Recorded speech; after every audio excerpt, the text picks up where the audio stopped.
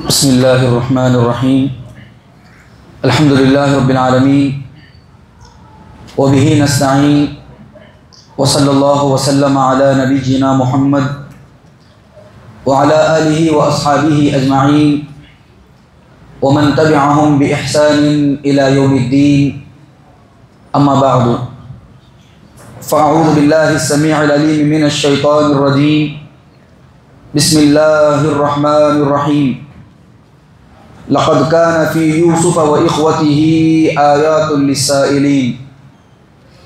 मोहतरम हाज़रीन, आज आप लोगों के सामने पारा नंबर 12 से कुछ आयतें तिलावत की गई और पारा नंबर 13 का कुछ हिस्सा भी तिलावत किया गया, जिसमें सूरतों के एतबार से सूरह हूद, सूरह यूसुफ मुकम्मल और सूरतुर राअद की कुछ आयतें तिलावत की गई।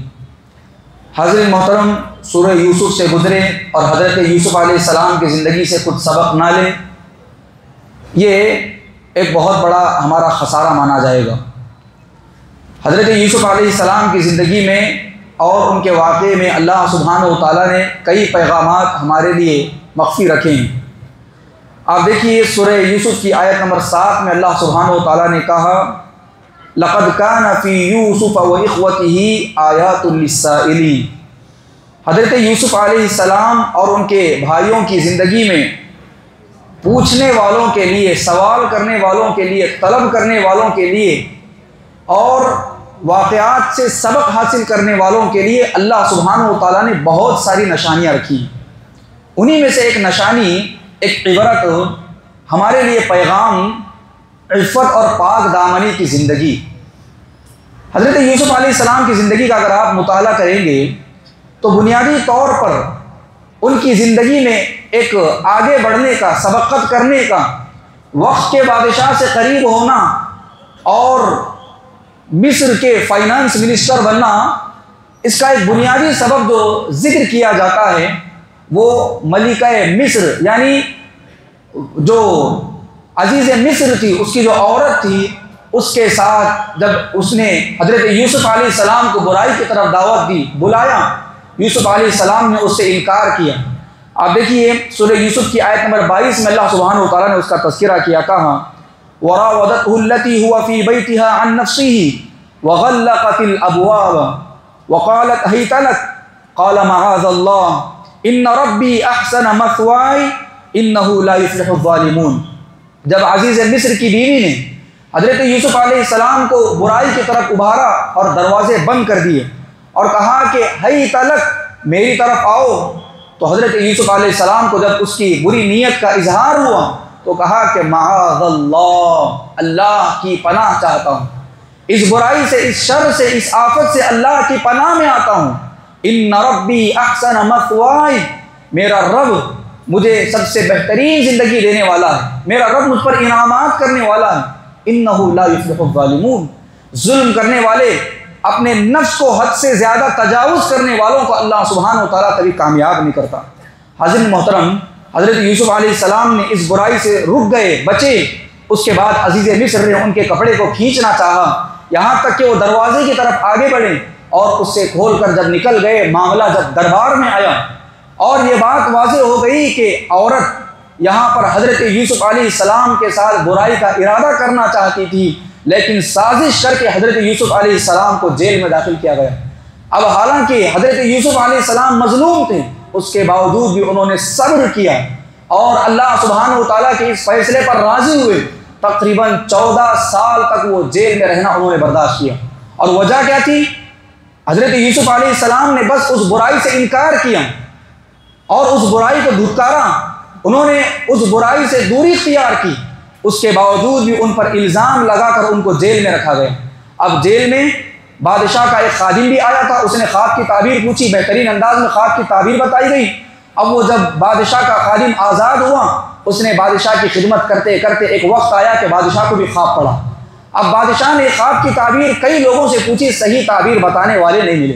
हज़रत यूसुफ अलैहिस्सलाम की तरफ उस खादिम ने इशारा किया कि जेल में एक आदमी है, यानी मैं आपके सामने ये सबब जिक्र कर रहा हूँ कि उन्होंने एक बुराई को छोड़ा, अल्लाह ने कैसे उनको उरूज बख्शा, कैसे वो एक मुल्क के फाइनेंस मिनिस्टर बने और पूरी कौम वालों के सामने अल्लाह सुब्हानहू व तआला ने उन्हें एजाज़ बख्शा और अपने पूरे ख़ानदान कबीले के सामने अल्लाह ने उन्हें एजाज़ बख्शा।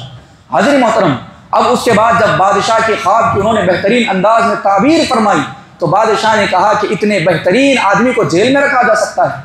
फिर उनको आज़ाद किया।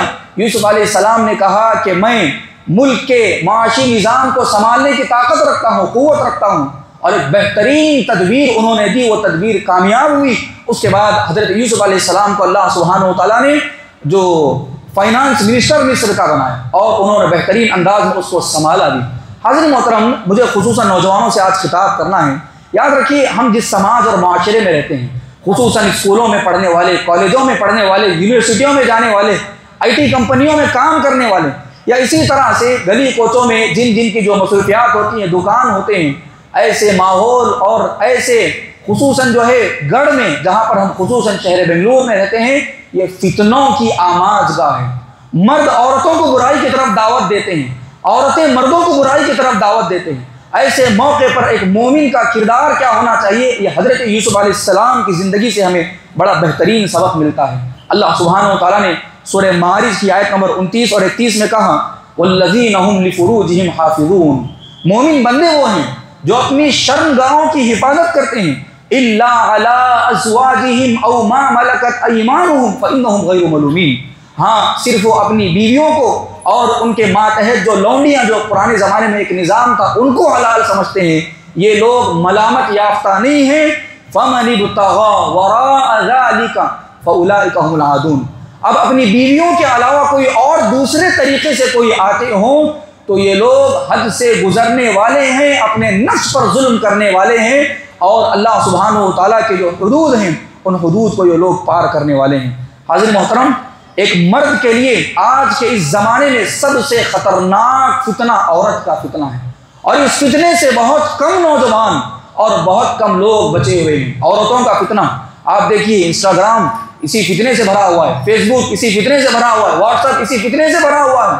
हर नौजवान इसी फितने में आपको मुलविस पाएगा।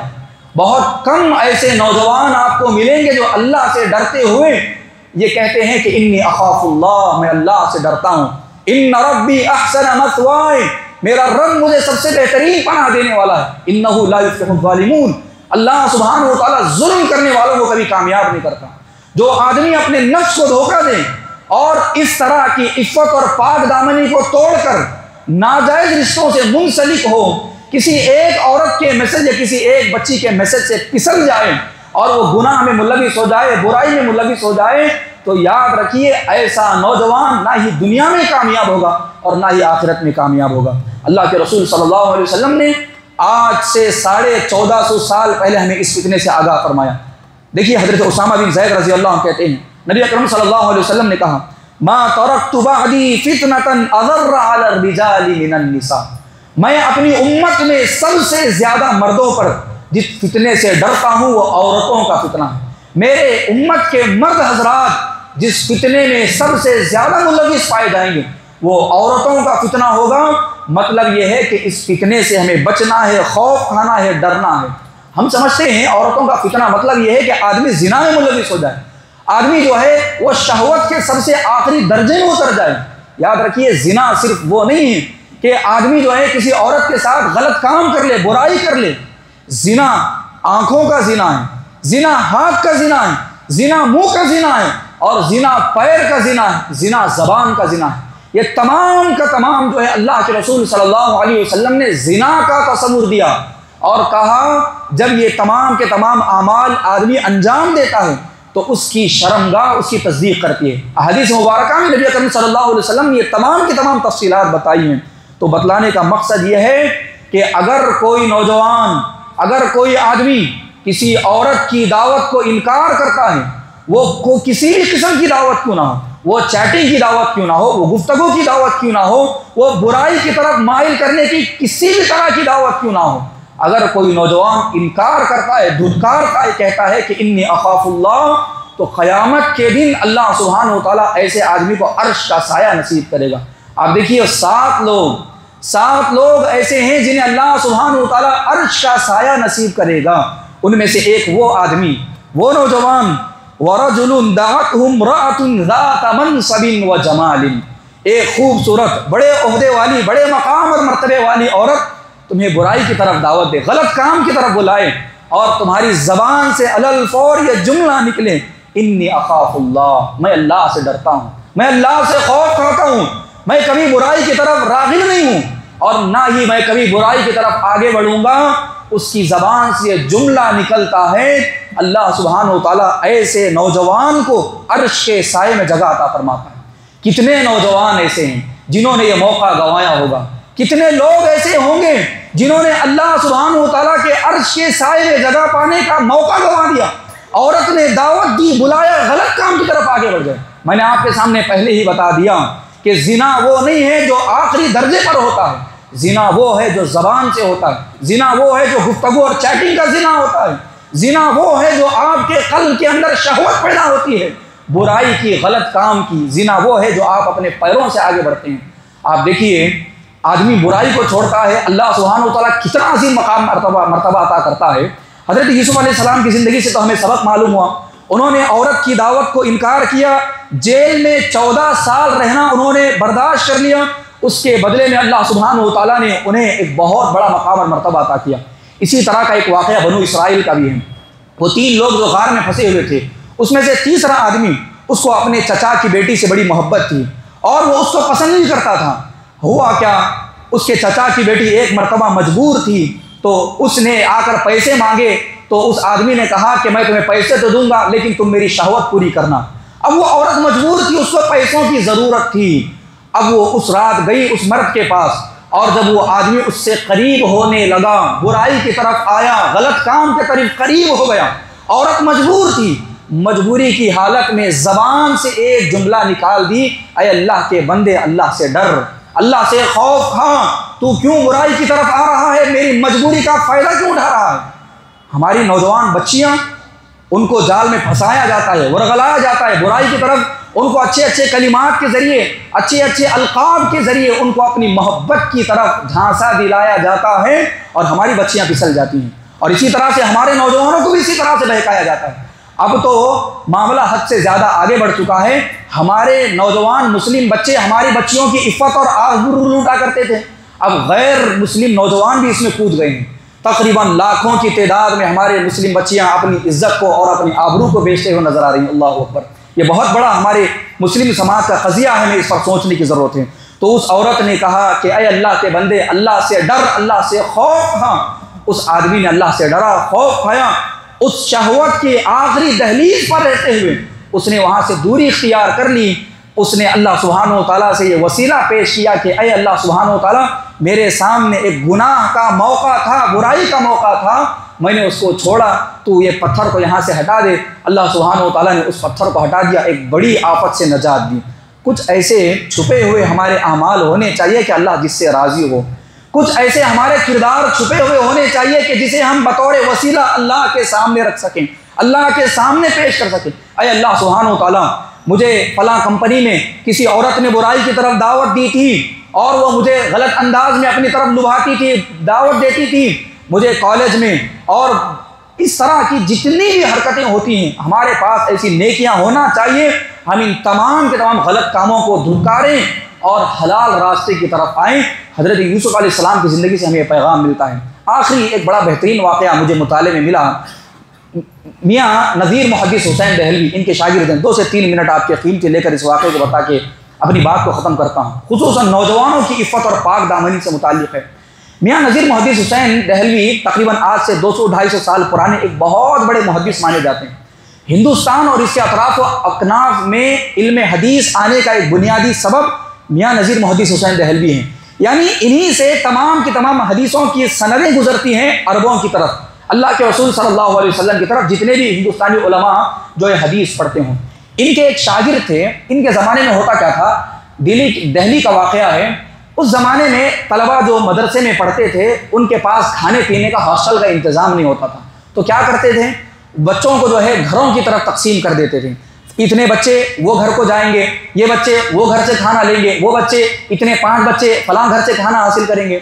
इनका मियाँ नज़ीर मुहद्दिस हुसैन दहलवी का एक शागिर्द रात के मौके पर वो किसी घर में गया, उसका आना जाना रहता था क्योंकि खाना लेना था।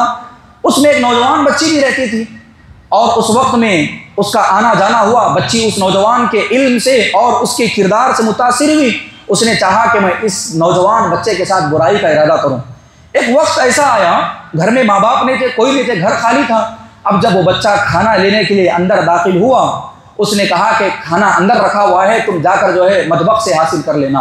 अब वो जब बच्चा अंदर दाखिल हुआ तालिबे इल्म, तो उस औरत ने दरवाज़ा बंद कर लिया और कहा कि मुझे तुमसे मोहब्बत है, मैं तुम्हें चाहती हूँ, तुम मेरे साथ बुराई कर लो, गलत काम कर लो। उस औरत ने बुराई की तरफ दावत दी। अब ये तो तालिबे इल्म था, दीन पढ़ने वाला था, तो इसने कहा कि नहीं, मैं अल्लाह से डरता हूँ, ये बुराई का काम हरगिज़ नहीं कर सकता, कतई नहीं कर सकता।